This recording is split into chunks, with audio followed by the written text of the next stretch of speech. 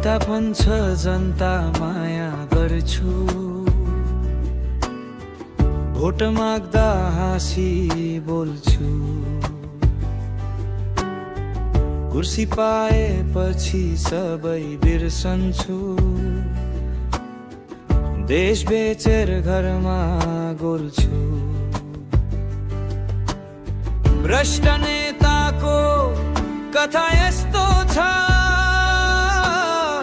जनताको पसिनामा बिस्तारै मोटो छ। नारा मात्र देशको विकासको,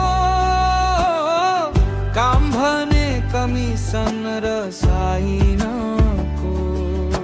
बालबालिका पुस्तक खोज्छन्, स्कुलमा बत्ती छैन